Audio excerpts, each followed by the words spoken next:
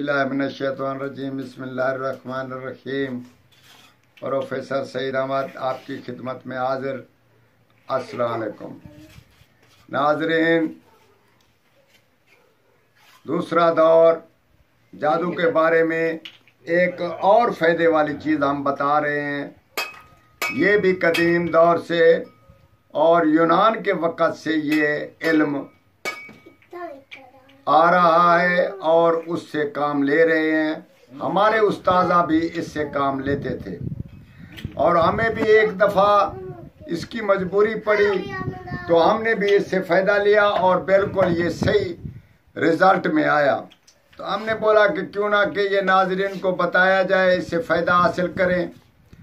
अगर कोई ऐसा माहौल बन जाए किसी को फेल करने का, किसी को बीमार करने का, या कोई ऐसे आपस में ऐसे मसाइल होते हैं जिसको फेल करना, जैसे होता है दुकान फेल करना, कारोबार फेल करना, दो आदमी में आपस में फेल करना, ऐसी तरतीब से आप अगर कोई जायज़ आपकी ज़रूरत पड़ जाए तो इंशाअल्लाह ताला आप इससे फ़ायदा हासिल कर सकते हैं और इसका रिज़ल्ट भी अच्छा है।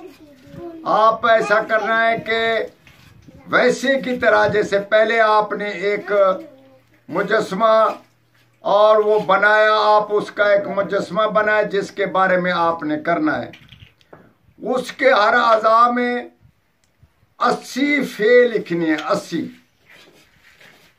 80 फे लिखनी है हर अज़ा पे, और हर अज़ा पे उसमें कांटा मारना है या वैसे लिखकर मुंह से बोल देना है कि फलां आदमी फलां कारोबार, फलां आदमी फलां चीज़ में फेल हो जाए, या उसका फलां चीज़ फेल हो जाए, उसका अज़ा तनासुल फेल हो जाए, उसका फ़र्ज फेल हो जाए।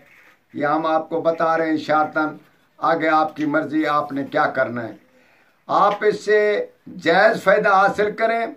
फिर उस मुजस्मे को जब आप ये लिखेंगे तो एक काले रंग का शापर ले लें या काले रंग का कार्टून ले लें, उसमें आपने उसको रखना है और ऐसी जगह पे रखना है जहाँ पे उसको धूप की किरण न पड़े, सूरज की।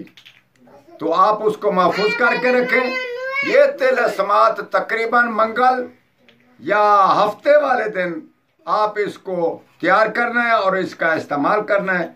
देखें, खुदा को जान देनी है, जायज़ काम किया करें और जायज़ का ही आप दूसरों को मुतालबा किया करें।